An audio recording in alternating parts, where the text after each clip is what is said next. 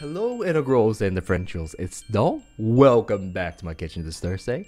And today's just a short guide on mixing elements, like how do you make a fire and water deck. And the reason why this is important is because the next expansion, Breakthrough, has more cards promoting this kind of stuff. So for example, Xerneas, new one, Rainbow Force. And you can probably tell what it does 30 more damage for each different type of Pokemon on your bench. So say Dark, Fighting, and Grass. If you had all three of those, then they would add 30 more damage to Xerneas' attack. And another new card, Parasect, Colorful Spores. Choose 3 different types of basic energies and put it on 3 different Pokemon. So are we gonna see like a 3-element deck? Maybe. And just one more. We have Smeagol from Lord of the Rings. Smeargle from Pokemon. Yeah, there we go. So its ability, Recoat. Switch one of your basic energies from your active with something else with the discard. So if you had a multi-element deck, for example, and let's pick Veltal, for example. So let me bring him up, and we're gonna close this. There we go, Veltal. He only needs 1 darkness energy, even though he's a darkness Pokemon. And so you attach the fighting energy, and you happen to have a dark energy in your discard. Hey, there you go. Just swap it out with your Smeargle, and then it can attack. So it makes, well, mixing these elements together much more easier. So, however, you still have to look at the root tree. Some elements are more selfish than the others. They don't help other Pokemons other than themselves, while some elements are more benevolent. Say Dark, which is probably the most benevolent. We're gonna get into that, but just for example, to make it easier to understand, we're gonna pretend if Lugia, the colorless Pokemon, easy, and he goes through all these element trees. Are they gonna help him out? Well, let's see. So Lugia goes to Reshiram, and he's like, hey, can I have some energies? And it's like, no, I will only give fire energies to dragon Pokemons, and these double dragon energies only work on dragon Pokemon. So are you gonna make a multi-element dragon deck? Actually, you would, because, well, dragon Pokemons are actually, well, they use other Pokemon's energies, like Fire, Lightning is for Reshiram, Dragonite is for Grass. You know, this is a really bad example to start with. I'm sorry, dragon Pokemons are just weird, but normally you would not, because it only affects dragon Pokemon. So, there we go. And say Lugia now goes to the Dark Tree. So Veltal, how about you guys? Are you gonna help me out? And yes, Darkness is very friendly with any other element. They only need 1 energies, but say that's Veltal, say that's Malamar. The other energy cards can be anything else. And they usually have share benefits with other cards. Say Malamar will put the active Pokemon to sleep, and while Veltal can pass energies back to your Pokemons, or the regular Veltal will pass dark energies back to anybody who can uses them. So, and we also have Shadow Circle. Anything with a dark energy has no weakness, even if it's not a dark Pokemon. So, yep, very nice for mixing, making dark decks with other elements.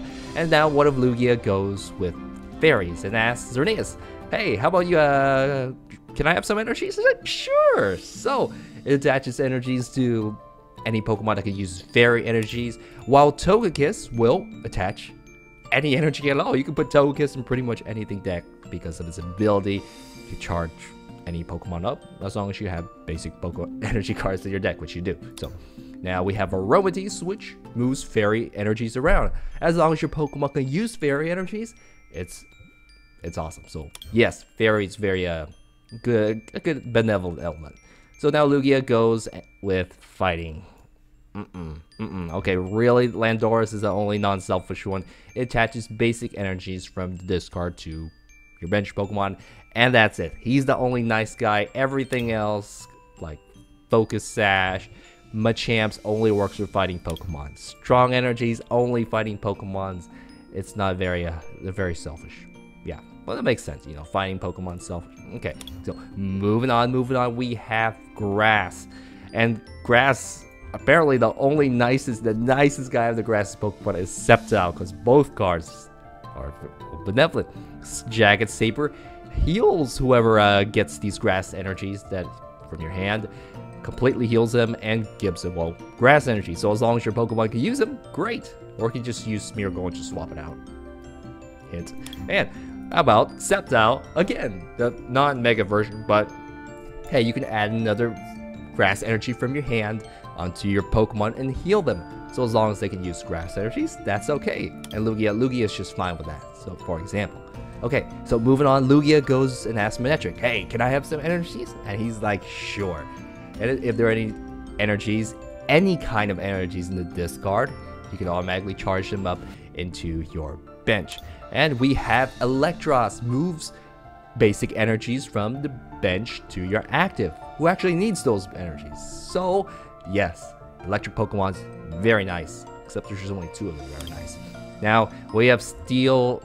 You've seen the Steel Metal Rayquaza that goes around, and yes, if it can use metal energies, Brazon will just give you energy. It's not really cool, but this is the only guy who does it, so he's really nice. And yes, I would say Steel's benevolent most of the case. Water. So Lugia comes over to Primal Kyogre and is like, hey, can I have some energies? Sure, it attacks, and then it gets 2 energies from Tidal Storm. You can actually put special energy cards. Any energy cards of Primal Kyogre will speed it up. It just needs a lot of water energies to attack. And Lapras, flip 3 coins. And for every heads, put water energies onto your bench Pokemon any way you like. And Lugia would love those energy cards. So, water, I would say, is benevolent, but they did lose a lot of the nice tech cards last rotation. But they still do. And fire.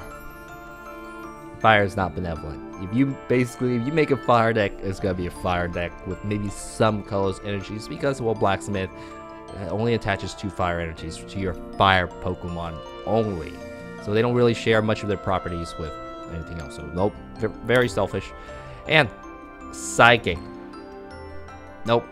Dimension Valley only works for Psychic Pokemon. They're pretty selfish. That's been always that way for quite a while. So Psychic decks are pretty much gonna be Psychic decks.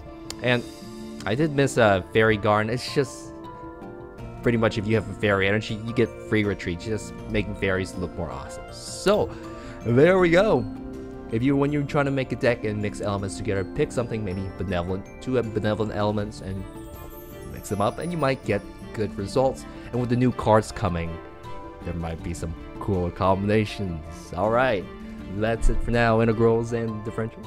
I will see you tomorrow for camera, and well, see you guys later.